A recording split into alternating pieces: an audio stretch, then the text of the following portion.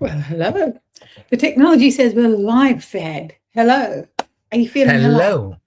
We are live. Imagine that. We are living and alive. and thriving? Not just alive, but thriving. I'm just quickly checking your LinkedIn to see if it's all connecting, all the dots are connecting. And I trust that That's they good. are. For Yeah. those of you who are watching us live, we would love to know that you're here. So say hi in the comments on LinkedIn and we will see those comments. If you have questions as we go, please pop them in the comments and we'll address them in the next 30 minutes. Hi, everyone. Thanks for being here. I'm Vicky and I'm joined by Thad. He's a mediator, divorce coach, and conflict coach with over 30 years helping people through separation and conflict of all natures. Today's topic is about those moments when it feels like everything is falling apart. Maybe you're in the middle of a separation, or maybe you're a family lawyer supporting clients through this phase, or maybe it's been years since you were divorced, and yet those things still come up from time to time, maybe with the children or your extended family. And then suddenly you're right back in that emotional chaos. So, we're going to make it simple, we're going to break it down, and you're going to give you some really practical tips on how to stay calm when the pressure's on. So, again, we'd love your thoughts, comments, questions in the comments, and we'll address them as we go. So, Thad, this is going to be a bit of a practical discussion as well today, isn't it? Yes, it is. Absolutely. Some cues, some tips, some things to think about when you're overwhelmed. Yeah. Yeah. What happens when someone's in that moment? Heart racing, mind spinning, sweating, just feeling completely overwhelmed in that moment. What's your what's your guidance on the first thing they should do? Well, the first thing is that you're no longer going to be in your rational brain. You're going to be like, it's that basic core, we call it reptilian brain. Our basic self is now in that panic. We're holding our breath. Where our heartbeat is gone from 60 to 90 to 100 a minute. We're now perspiring. We're thinking, I, and all those things are happening. And so, one of the first things is to help regulate ourselves, is to take a breath. And it's to calm, find somewhere to sit calmly. And you're going to feel that you can't do this, but just find somewhere to sit. Place your both feet on the ground. Inhale for 4, exhale 6. And you need to do that a few times until you can feel your heartbeat start to slow down. Right? Because, the first thing is when you're overwhelmed, you're going to want to say, I can't believe they've done that. They've done it to me again. Your fists are clenched, even if they're not, but you're going to be proverbially, it's going to be that metaphor of just, let's pull it back. It's how to break that cycle. It's like, think of it as a circuit break, an electrical house, in a house, we all have a little circuit break. If you can just turn the switch off just for a minute, you know, I love that, people will come and say, why don't you just calm down? I have never known anybody who's been told to calm down, calm down. Oh my goodness, so true. Doesn't it feel like you're being judged when someone says, just calm down? To me, it feels like you're being judged, but you're also not being understood. You're not being seen and heard. And I feel like that's the one thing that we crave in that moment. It's just for someone to get our pain, to understand or hear Yeah, us. Just allow that space for us to say what we need to say without someone trying to shut it down. exactly. And I think when you tell someone to calm down, you're belittling them.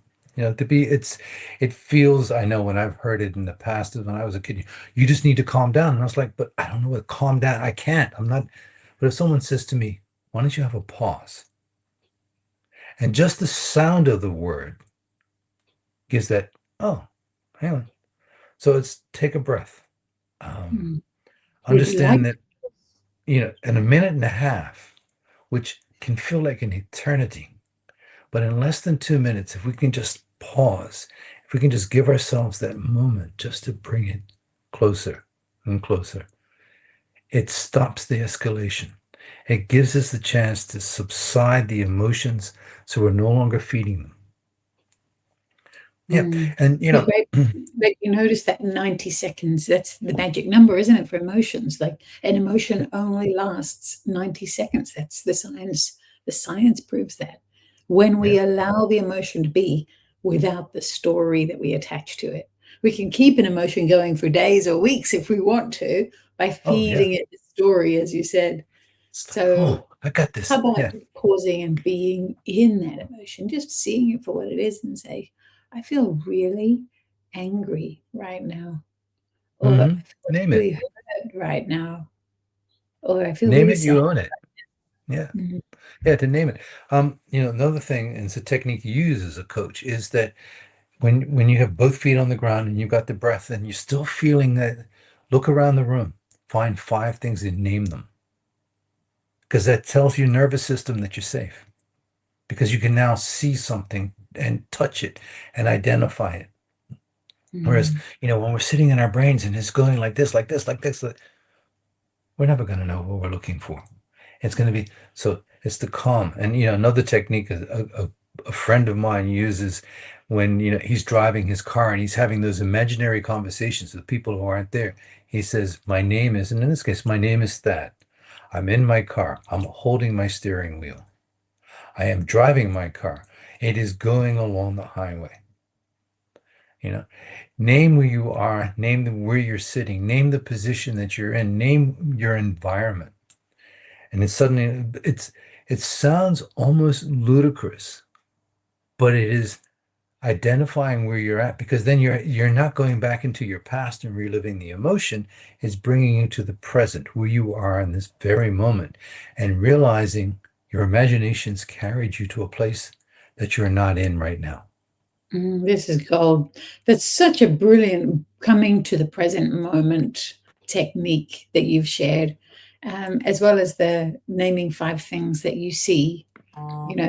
Name 4 things that you hear, name 3 things that you smell, 2 things Yeah. that you can touch, 1 thing that you can taste. It uses all of the senses. It brings you right back into the moment. And what's important about being in the moment? What does that help us achieve when we come back to So the moment? so imagine, and in the context of a separation, divorce, or you're just not getting along with your ex right now, and they've sent a text, and it's your weekend with the kids, and they're saying, "Oh, look, I've made these plans, and you know what? You need to." And it's like they've gone and done it again, and yeah. So you want to respond like, "Dear," and you want to use a series of expletives and tell them what you really think about with them, and you know what, and remind them of all the times that they ever said anything that was wrong, and they're just. That's when we pause. That's when we take a breath. That's when we look around the room. That's when we practice that breathing technique. And we don't send that text. We don't answer the email. And it's not important to engage right now. Give it a moment and say, what is it that they're asking for? When you've got some time.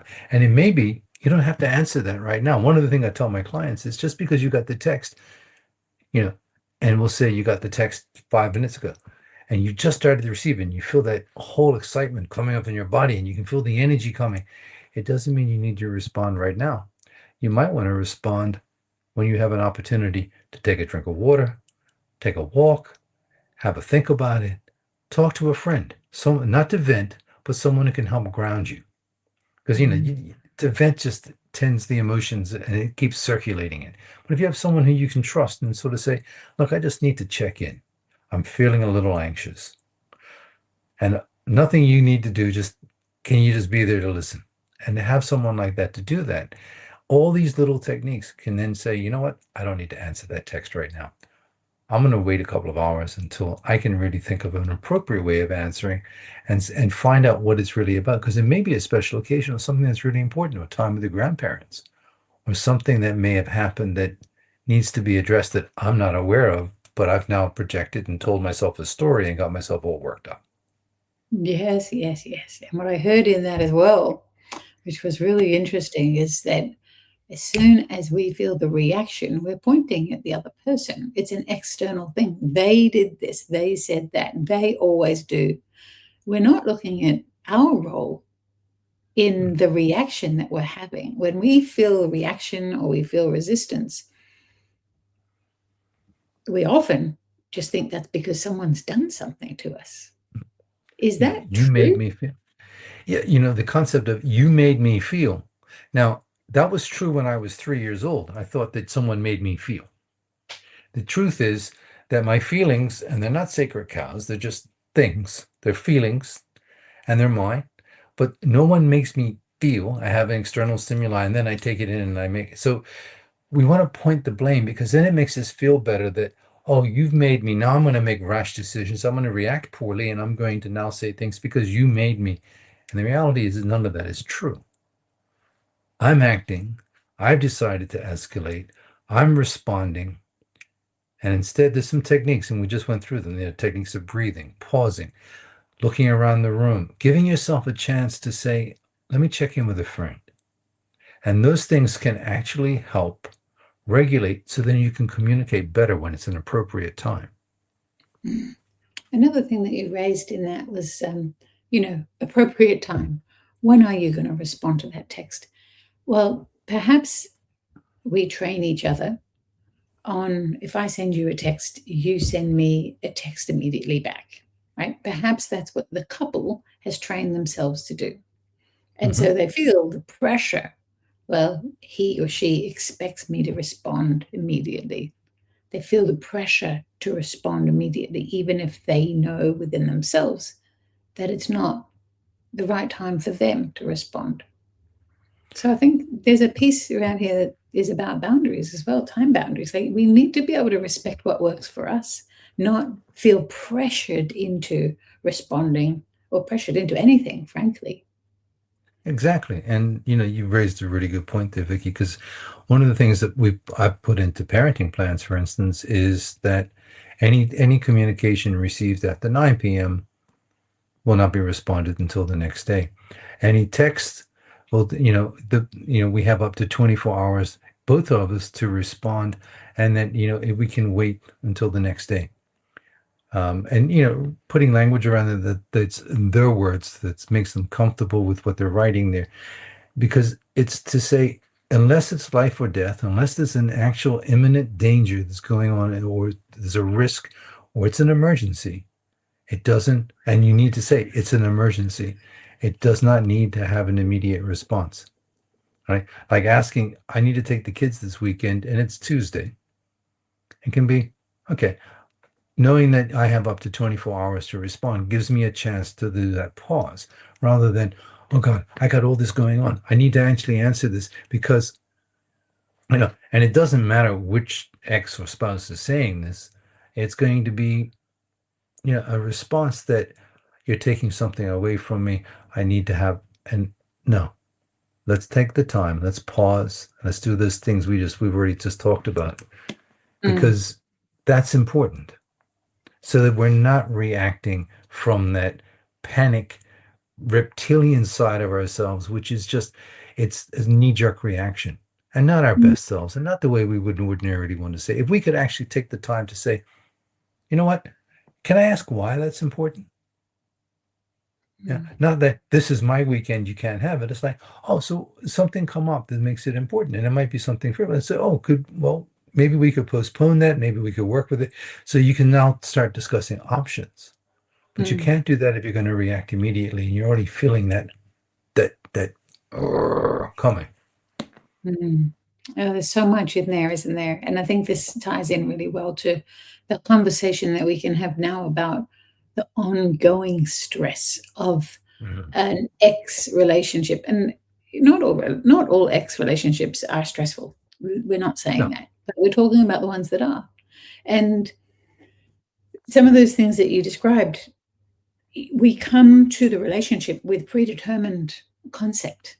And what I heard you just share is that if and when we bring curiosity, if an ex has asked us for something, rather than jumping to the I'm about to lose something or I'm about to be done over and manipulated, and any of what sometimes people call baggage, but I just call it history. It's that history that you're bringing there's no room for the other person to change or for you to change when you stay stuck in that history. So it's about coming to it, and trying to bring a fresh heart and fresh eyes to every single communication. So when a couple is, or it needn't be a couple, any type of conflict, ongoing stress and conflict, and it feels like it's just one more thing to deal with. And what are some of the techniques, or what kind of resilience can a person build so that they're feel a little bit more grounded in themselves Mhm. even before the conflict situation occurs? Well, it's acknowledging the emotion. If I feel angry, say, I feel angry because this matters to me. I feel angry because a boundary's been crossed. And what is that boundary that's been crossed? It's the time with my kids this weekend, you know? And I'm curious as to why that's happened. Let me find out. And it's like now when you've calmed, you've regulated the body, you're breathing normally again, your heart's not beating quite as fast. It might still be up around 75 because you're still a little agitated. It doesn't just disappear, but it's um, allowing yourself the time to say, hang on, I'm feeling activated. What's going on? Um, what's the next right thing that I can do right now? Why don't I just not jump into action, but let us have the space to breathe so I can now look at it. So all of those things can happen, and then it gives you the moment because relationships, whether we're talking in the area of family, but it also happens in the workplace that people build ways of communicating with each other. And you're more comfortable with some people, so you're more familiar. People you're less comfortable with, you're less familiar. Um, you know, Partners have had ways of communicating for years, and we teach each other how to communicate. We talk to each other and go, okay. And for good or bad, we have learned how that communication and what those triggers are. So when we're feeling triggered, it's like, hang on a minute, what am I feeling that this is a boundary? What am I not responding appropriately to? What do I need to do to give myself the space so that I can find what I need to say? And it can be years of just this constant, and you say, you know what? I don't want to do that anymore. And it's when you've been compromising, because you and I both love that word compromise, because to me and you, the word compromise isn't about finding middle ground, it's about giving in. And when you're negotiating a win-win scenario, it's not about giving in or compromising in the strictest sense, but rather, what do I gain from this? What do I have from here? And what do I need that's going to have these needs met? If you feel like you're constantly giving something away, you're depleting your own inner resources, and so you're going to get resentful. If you have the opportunity, and that's where a trigger can come in. I've always given in on this point. This one time I don't want to give in. It's like, well, hang on. It's like we've got to start a new boundary and we've got to start a new way of communicating. And as a divorce coach, it's one of the things is, well, if you've always said yes, your no is going to be a shock to everybody. And if you do it angrily, it's going to have a bad result. Why don't you try and explain what you need here? And let's practice that. And then each scenario is unique to itself. But give ourselves the opportunity to pause, think, and say, what is it that I need? What is it that I want? And what space do I need to create where I can actually manifest that? Mm, that's so valuable. This is a conversation that warrants more than a half an hour, touch base on a LinkedIn Live. Yeah. And I really invite anybody who thinks they have good boundaries, but still feels like they're being manipulated, or they still feel like they're always giving in. They're always the one there on the high road. If there's any resentment, if there's any ongoing emotion around a relationship with a former partner, I really encourage you to have this conversation with someone, with a coach, with a guide, a counselor, with Thad, with myself, whomever you choose to work with. This is such an important part of being whole, because when we go around not meeting our own needs and expecting the world to meet our needs, we're going to be repeatedly disappointed. We only get 5% of our needs met externally. The other 95% is up to us. And if we don't know how to do that, then it just keeps the cycle going. And guess what? The next relationship, you're probably going to see some of the same traits come up, because we create those traits with the person we're with. We must meet our own needs, and we use boundaries to do that in a really kind and loving way. And how amazing it is to know that you can meet your own needs. Absolutely. Absolutely.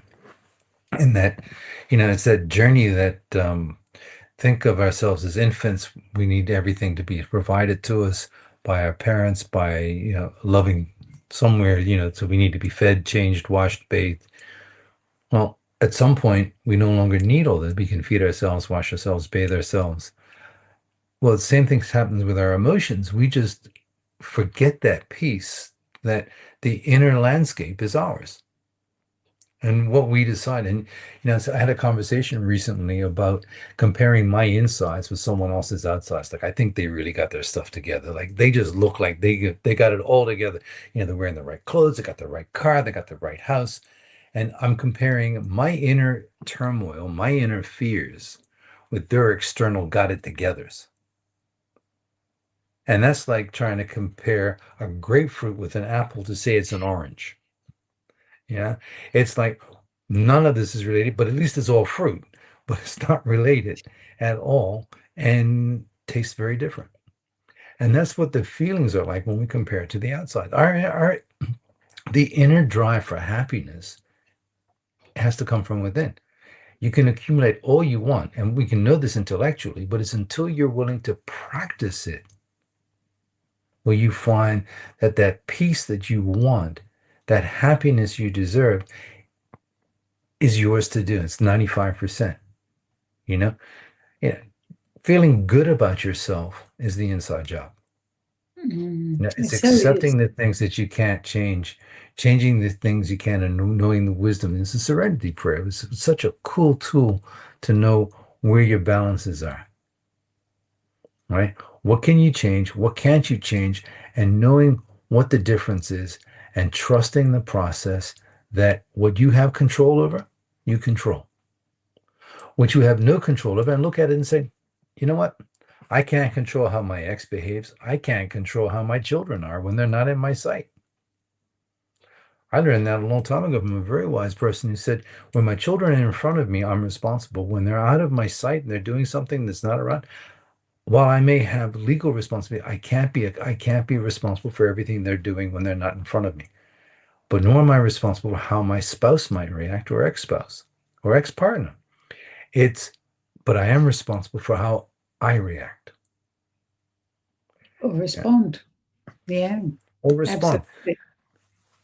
Yeah. So to keep it clear and clean within is the way I would describe it. That it's being gentle, listening to our heart, listening to that inner chamber that says, oh man, this doesn't feel good right now, and honoring that.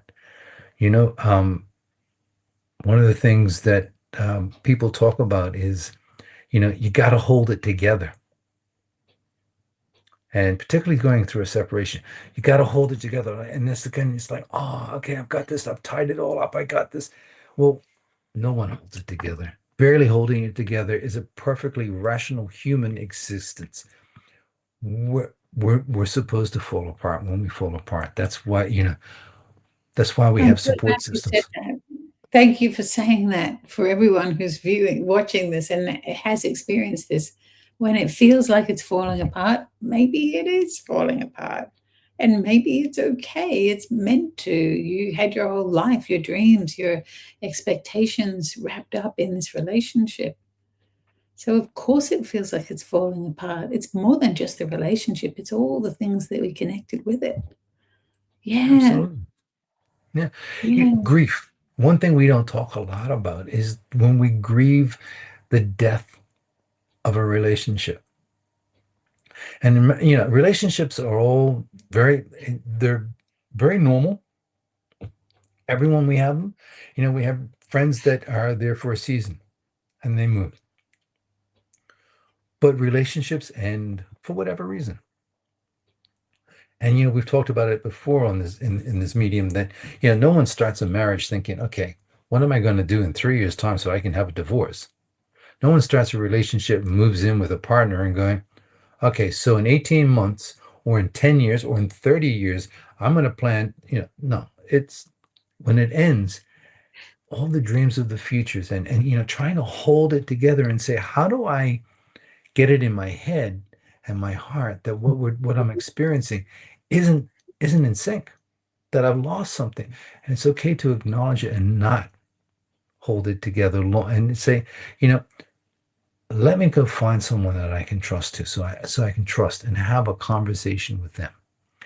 Let me find ways of coping with this because going through a separation, there's lawyers, there's psychologists, there's courts, there's mediators, there's all these things that are out there. You've got all the friends telling you what you should be doing. You've got people saying, just hold it together.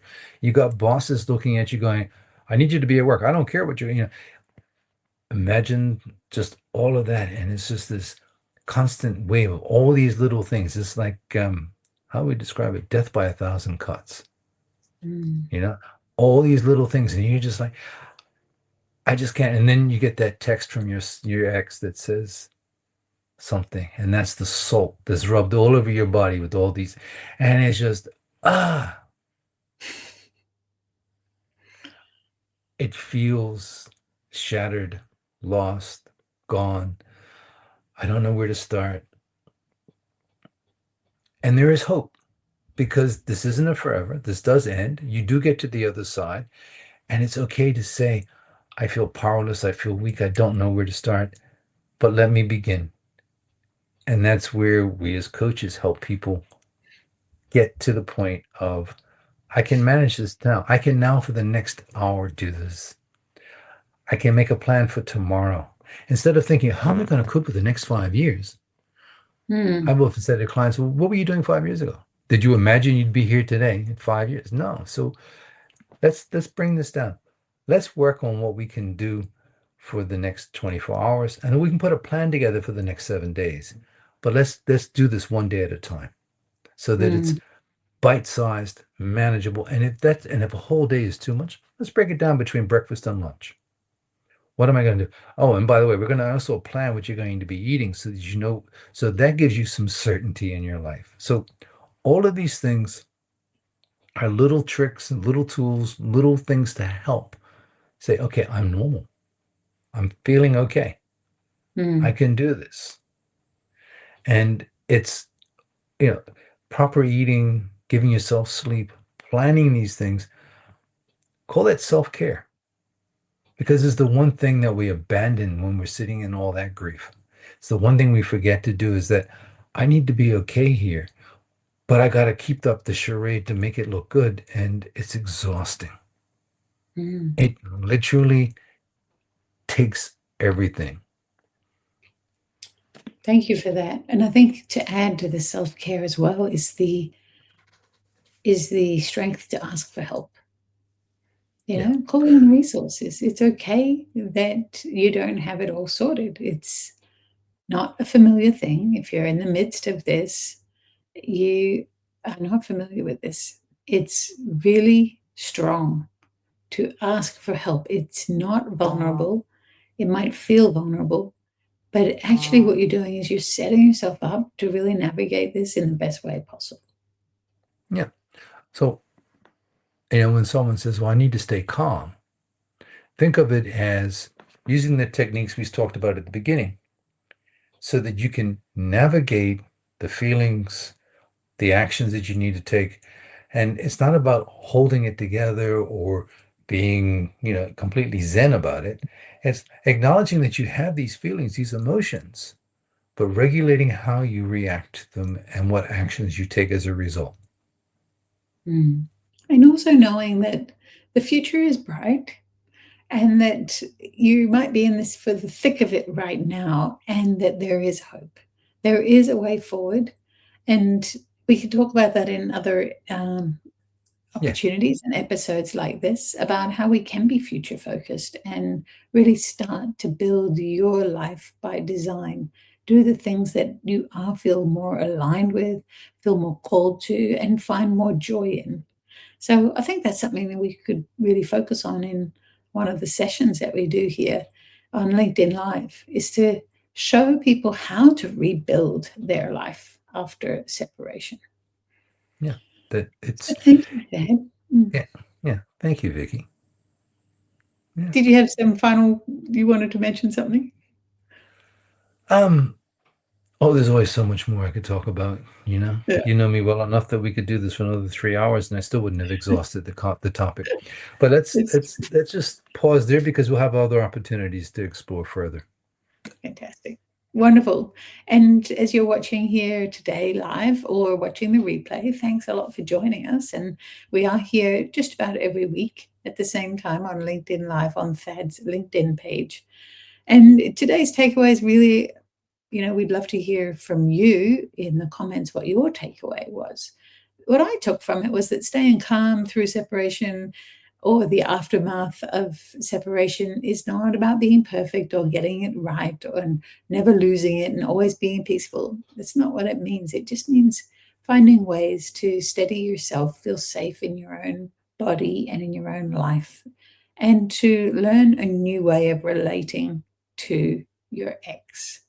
So, if you're a family lawyer or you're working in that industry, in that field, and you think THAAD's approach would be supportive for your clients, or for someone who's watching and going through something like this themselves, feel free to reach out.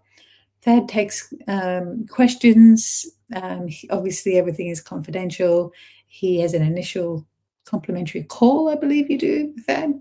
Yep. I do For a anybody who's 30-minute complimentary call. curious, yeah, Just to just have a if chat. This is an obligation. I may not be the right coach.